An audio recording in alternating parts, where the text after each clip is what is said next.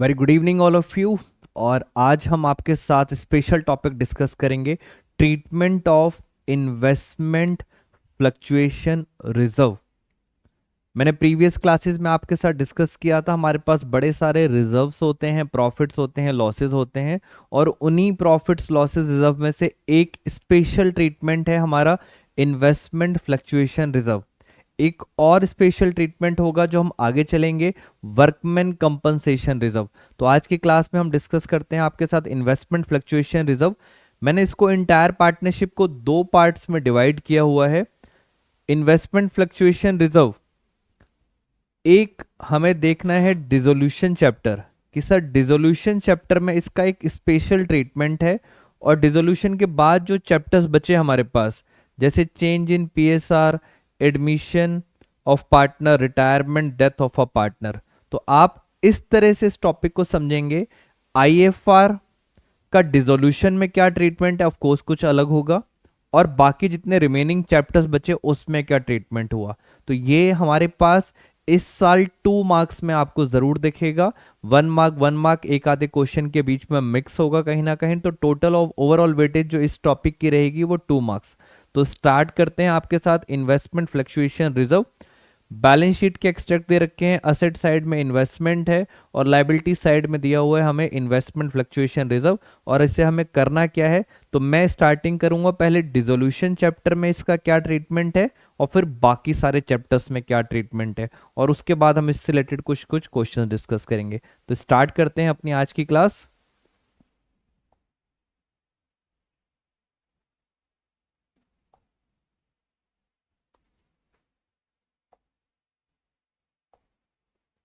चलिए friends, start करते हैं क्लास। और मैं यहाँ पर एक छोटा सा कॉन्सेप्ट आपके साथ स्टार्ट करता हूँ।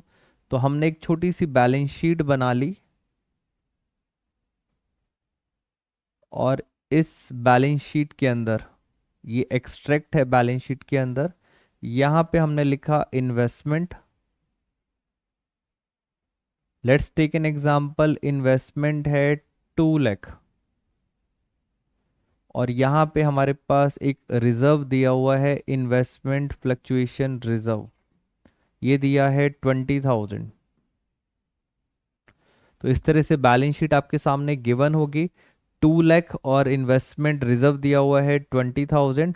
और चैप्टर कौन सा पढ़ रहे हैं, पहले हम चल रहे हैं डिसोल्यूशन चैप्टर। इसमें डिसोल्यूशन का क्या ट्रीटमेंट है, नीचे एडजस्टमेंट। तो मान लेते हैं एडजस्टमेंट में कुछ नहीं गिवन, ये हमारा पहला केस हो गया, एडजस्टमेंट में कुछ नहीं गिवन।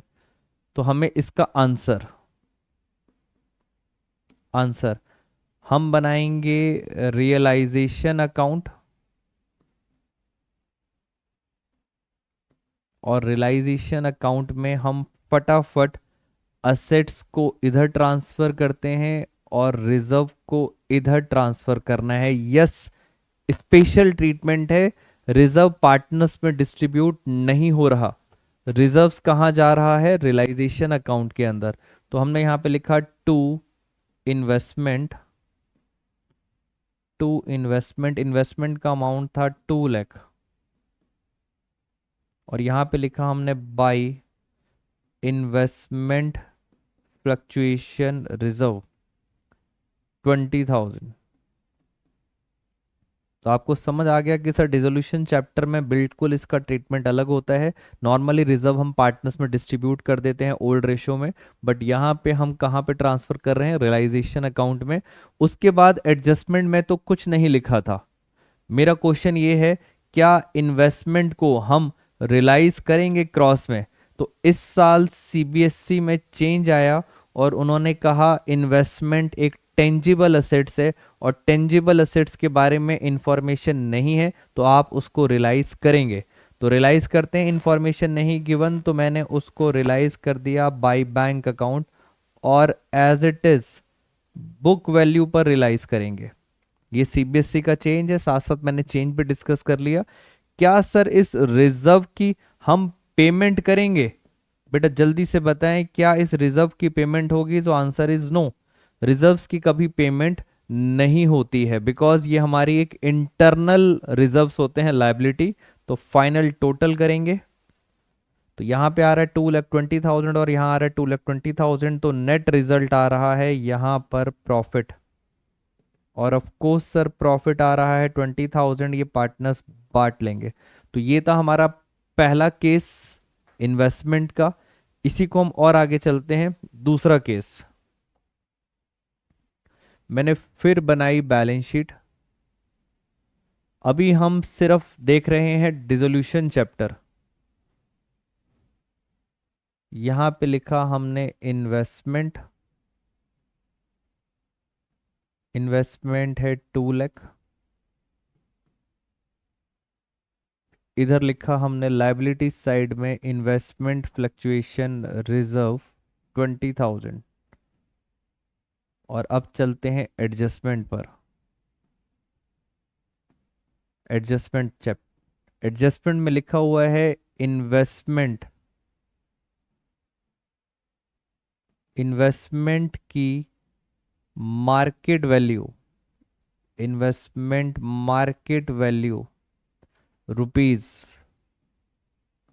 1,70,000। इन्वेस्टमेंट की मार्केट वैल्यू है 1,70,000। चैप्टर चल रहा है डिसोल्यूशन, ट्रीटमेंट चल रहा है आईएफआर का। तो मार्केट वैल्यू का मतलब ये है, वो ये कहना चाहते हैं कि इन्वेस्टमेंट बिक गई है 1,70,000 के अंदर, and that investment comma that investment took away by a partner whose name is P. Partner है जिसका नाम है पी, तो वो इन्वेस्टमेंट कौन ले गया है? पार्टनर ले गया है पी। बहुत सिंपल ट्रीटमेंट आंसर। हमने फिर बनाया रियलाइजेशन अकाउंट। ये हमने बना लिया रियलाइजेशन अकाउंट। रियलाइजेशन अकाउंट में सबसे पहले आप इस इन्वेस्टमेंट को यहां पे ट्रांसफर करेंगे टू इन्वेस्टमेंट। टोटल अमाउंट है 2 लाख। रिजर्व को पार्टनर्स में नहीं बांटना, मैं आपको दोबारा से बता रहा हूं, स्पेशल ट्रीटमेंट है इन्वेस्टमेंट फ्लक्चुएशन रिजर्व, वो है 20,000। क्या हम इस लायबिलिटी की पेमेंट करेंगे? Answer is no. क्या हम इस इन्वेस्टमेंट को रियलाइज करेंगे? Answer is yes.